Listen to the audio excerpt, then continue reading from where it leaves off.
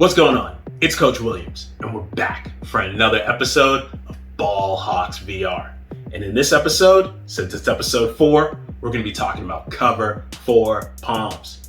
Now, cover 4 palms is a man-match zone concept. So, it's a little bit more complicated than the other coverages we've been talking about. But if you just stick with me, you're going to learn a lot. So, without any more delay, let's get started. All right, so here we are in VR. Let's talk cover 4 palms. All right, so cover 4 palms. This is not going to be spot drop cover 4. We're going to do it from a man match quarters perspective, okay? So there's a couple different man match quarters concepts, but we're going to talk about palms. Some people like to call this cover 2 read, and it is a part of the cover 2 family because it's a middle of the field open coverage, but I like to call it cover 4 palms because if you get 4 verticals, you're going to get 4 deep defenders. So cover 4 deep. So that's the way that I like to think of it. But for now, let's get into it. So the rush lanes are very similar to cover 2. The run fits are a little bit different. So we're not going to go in and re-talk about all the rush lanes again. As you can see, we're doing the same thing if it's pass in the rush lanes as cover 2. And these are also the run fits for the 4 upfront guys. We're going to be sending our weak side outside linebacker. So now let's talk a little bit more about what the run fits actually are. So with the run fits, we have our will linebacker, and if it's an inside run, he's going to hit A gap, and the Mike linebacker is going to hit B gap. If we get outside zone or we get zone action going to a certain direction, what's going to end up happening is the Mike, if it flows this way, the Mike is going to attack, and the will is going to nest in the front side B gap. And then if it goes this way, the will is going to attack, and the Mike is going to nest in the backside A gap. So the big difference with this is who is the force player.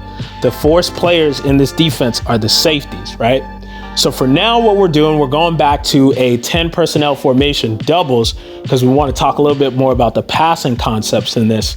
But if we end up with a tight end in the game, the safeties are going to be really aggressive in the run game if they get the tight end to their side. The tight end is the number 2 receiver, okay? So they are the force players in this defense. So now that we know that, let's get into the pass responsibilities, and let's start with the underneath defenders first, okay? So we'll start with the Sam linebacker. Again, the Sam, it's a mirrored defense, so the Sam and the Will are going to have the same responsibilities, but again, the Will is just going to be doing it from a 30 technique because this is the short side of the field, so it's a little bit easier for him to play both in the box and in the pass game. But let's talk about the Sam to the field. So again, the Sam is going to be in the apex, right? So he is going to be lining up between the tackle and the nearest receiving threat, okay? So he is a curl flat defender. He's going to be lined up at about 4 yards, okay? And his read is going to be from 2 to 1 to 3, okay? So conceptually, the reason why we read from 2 to 1 to 3 now is, again, he's going to be walling off number 2. We're not going to let number 2 get a free release to the inside because it's a middle of the field open coverage, right? So we want to defend the middle of the field. But the reason why we're reading 2 to 1 is he's getting into that curl window now, right?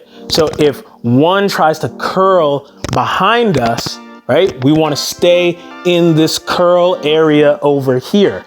And if 3 comes out to the flat, the reason why 3 is the last read is we don't want to go chase 3 to the flat, because if we chase 3 to the flat and 1 runs the curl, there's a massive curl window here, right? And it's going to be easy for the quarterback to be able to throw the ball. We want the quarterback to have to throw into tight windows. We don't want him to have that ability to just get a nice, easy throw, okay? So now with the Mike linebacker is going to be this hook defender, and he's going to be a middle read defender.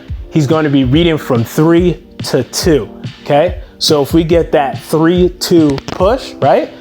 if 3 runs to the flat and 2 tries to come inside and run a slant or something like that, we are going to tattoo him. We are going to put our number on his chest, and he's going to be wearing it for the rest of the game, right?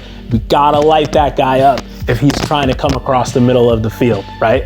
So the read is going to be from 3 to 2. If 3 and 2 both go away, we're looking backside for number 2 or number 1 coming across on a drag. And again, we are going to tattoo that guy. We are going to put our number on his chest and flatten him out on the ground, okay? Very aggressively defend the middle of the field, okay? So again, same thing happening here with this Will linebacker as the same. All right, he's just doing it from a 30. So we've been doing a lot of stuff on the strong side. This time we're gonna go backside because it's a mirrored defense and the responsibilities are the same. And I wanna give you guys the ability to see it from the perspective of both sides, because who knows, you might be a field corner, you might be a boundary corner, you might be a strong safety, you might be a free safety. So now's where it gets a little bit more complicated, a little bit more complex, okay? So we'll do it from this aerial view first, and then we'll start getting into the perspective of the players, okay? So the corner has all of number 1, right? So he's in man-to-man coverage with the number 1 receiver unless 2 runs out, bubbles, or anything in this flat area at 5 yards, right? Anything underneath and to the outside from the number 2 receiver, the corner is gonna take that, okay? So he's in man-to-man coverage unless this guy goes to the outside. The safety is in man-to-man coverage on number 2 unless he goes to the outside, then he's going to switch to man-to-man coverage on number 1 vertical, okay? So if number 1 runs a vertical route, he is gonna take care of that, right? So if both of them hitch up or something like that, well then the safety is just over the top, right? So if they run a bubble screen, right?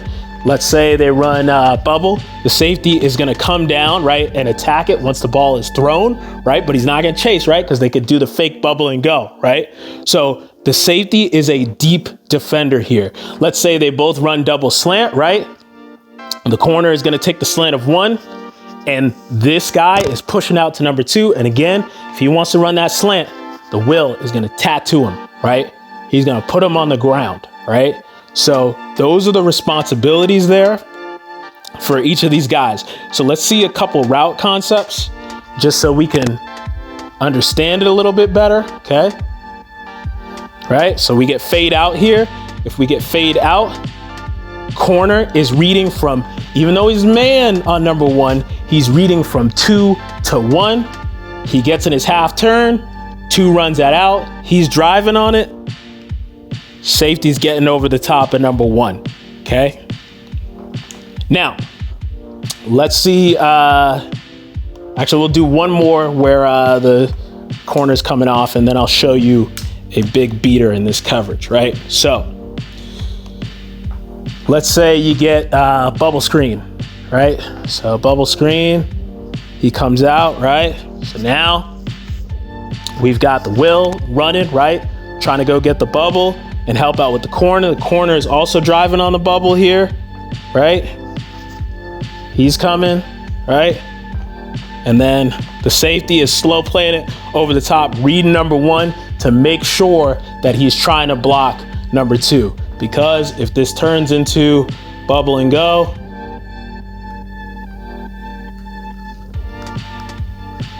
safety's got to make sure that he gets on top of it, right? So that's that. Let's get everybody back to their spots. And now we're going to talk about why the alignments are the way that they are in this coverage, right? So the reason why I like to have inside leverage is big beater for this coverage. It's double post, okay? The reason why I like to have the corner have inside leverage is he's in a natural position to be able to play this post, right? He's in a natural position to be between the football and the receiver, okay? He's not beat by alignment. if I'm lined up here, we'll get rid of him. If I'm lined up here, all the receiver has to do now, right, is this. Nice little easy thing that the receiver can do to put himself in a position to win this matchup really easily. If you have outside leverage, just stem you inside a little bit and boom, you're toast, okay? So I like to have inside leverage. There's a lot of people that like outside leverage. I prefer inside leverage in this coverage, okay? So another thing we want to think about here, this is the danger of having inside leverage because there's always going to be a downside to things, right? The danger to having inside leverage is, right, we're in our half turn, we're getting up the field. Number 2 is not running that out route, right? Well, now I've got to be able to find number 1, right? I've got to be able to find him, get in phase, get hip to hip with him, and jam him down into the sideline, right? I've got to get my body on top of him and force him to the outside, right? We have to count 1 Mississippi, 2 Mississippi. If number 2 is not running it out in 1 Mississippi, 2 Mississippi, well, I got to get turned. I got to get turned and get here and find him because receivers are taught to push you up the field, right? And you're in this half turn. They want to get into your blind spot where you can't see them anymore, right? Since I'm inside leverage, I can't see this guy easily out of my peripheral vision while I'm reading number 2. So now, if I turn back this way too late and he comes to the inside, well, now I'm lost, right? I'm lost. I can't see where he is. I turn back and he's running inside, right? And he's running that post. He gave me that move. Well, I'm out of position now, right? So it's very important that as he's getting up the field, let's put him back, right? That as he's getting up the field, I'm getting my read on 2, 1 Mississippi, 2 Mississippi, bam, find him, right? Find him, get my hand on his hip. Well, that's it for episode 4 and cover 4 palms. Now I know that one was a little bit higher level, but it's only gonna get more complicated from here. So that's a good groundwork and a framework for you to understand. And if you have any questions, just leave them in the comments section and I'll get to them and let you know what's up. But for now, that's it. And as you know, it's Coach Williams, Ballhawks, we fly. I'm out. Peace.